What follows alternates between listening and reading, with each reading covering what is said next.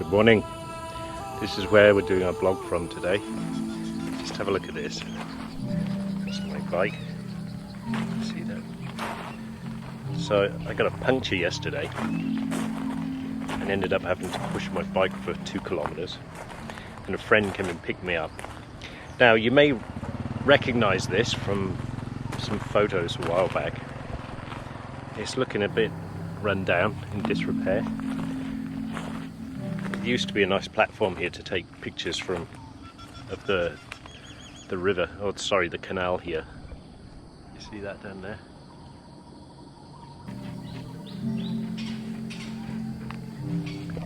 So it's a beautiful spot, and I guess the COVID thing has sort of stopped anyone from taking care of this place. So I'm just going to sit here and do my vlog from here. So yeah, my last video was about the reason I moved to Thailand, and I mean I didn't really get a great response to the 3 scenarios, but still, I mean I think 2 people did respond. Yeah, anyway, it was number 2. So the reason I came to Thailand was I left the military and didn't really want to settle down in the UK. I wasn't really ready to, I just didn't feel like, this wanderlust had sort of taken over. And so yeah, I ended up making a list of countries that I wanted to go to, and Thailand happened to be the first one on the list, and it was obviously the first country I came to, and that was pretty much it. Yeah, the rest is history, as they say. Yeah, so that's why I moved to Thailand. It was more like an accident. It wasn't anything else. It was, I mean, I could have ended up in Brazil. That was another country I really wanted to visit. Could have easily happened if that happened to be the first country and I went off to Brazil. Maybe I would be there instead, and my life would have taken a completely different direction. And yeah, I mean that's how it is, isn't it? Life, it just sort of unravels, and we can plan as much as we like. It doesn't generally end up the way we planned. So yeah, I mean, I'm taking stock of my life, and I'm more than happy with everything that's happened in my life. Yeah.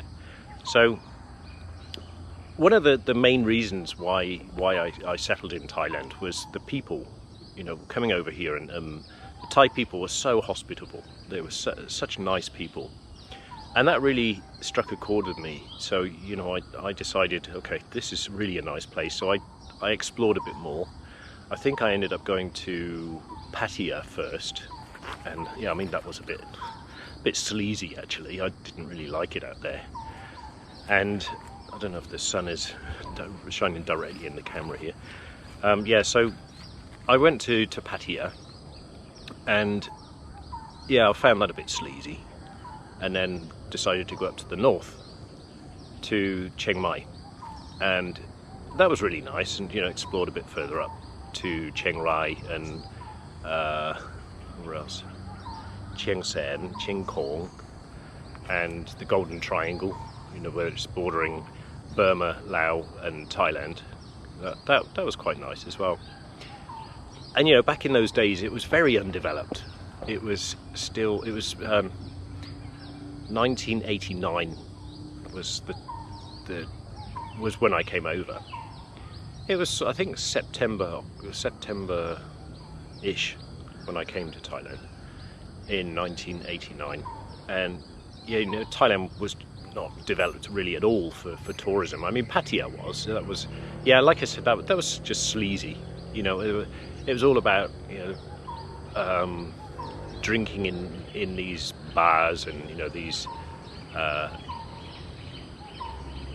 so, how can I put this politely? These escorts. Should we call them escorts? That's a bit of a more polite term, isn't it?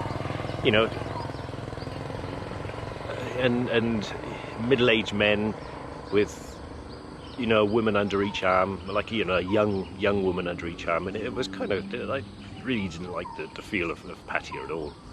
So yeah, up in the north, that was a lot nicer, up in Chiang Mai area, and you got to feel the culture a lot more up there, and that was one of where I had one of my first encounters with Thai chili.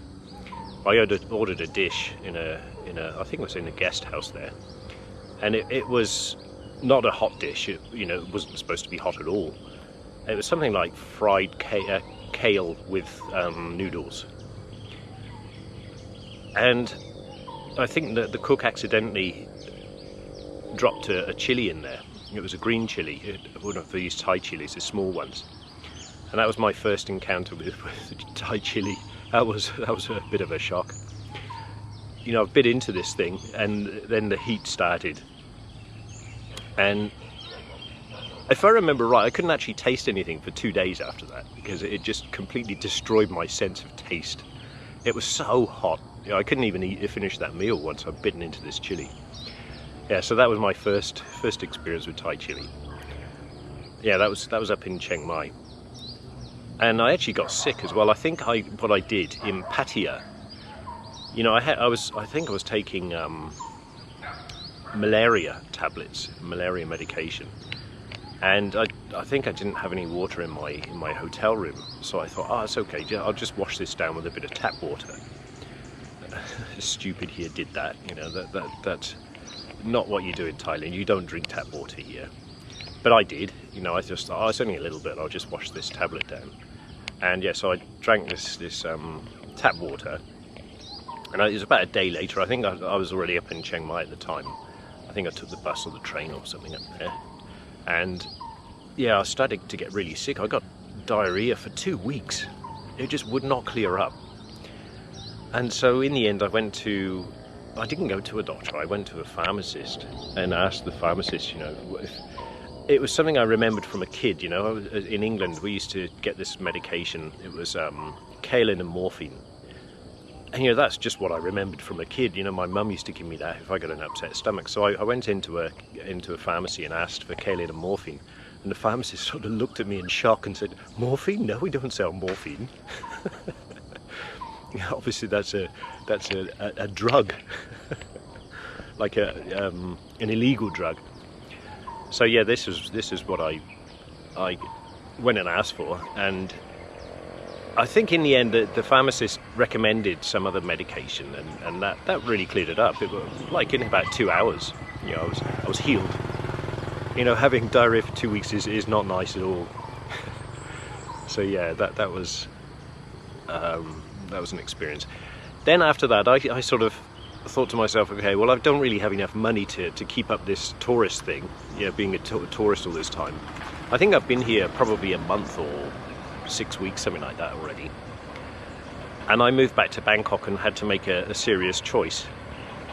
And there was a person I got to know there. He was a sort of expat living in Bangkok. And, I sort of asked him as well, what I should do. And he said, just get a job. He said, just find a job. So I said, well, what job? He was actually an English teacher, and he said, well, just get a job as an English teacher.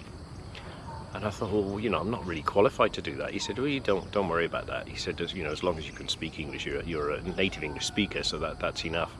Back in those days, that's what it was like. It was just tourists, they would just corral tourists into language schools to make a bit of money. And it was, I think I earned, it was 80 baht an hour when I first started. It was like slave. I think that's about £2. In those days, it was about £2, £2 an hour. That's what I earned. And yeah, I got this job. I was really shocked. I thought, wow, how on earth did I manage that? And this is when I sort of started getting into the teaching, the English teaching side of living here. And it really stuck, I really enjoyed it, and I thought, okay, this is what I like, and so this is what I did, and yeah, until now. That's another story. That's a really long story, so we'll talk about that another day. Okay, well, thanks for listening. Bye.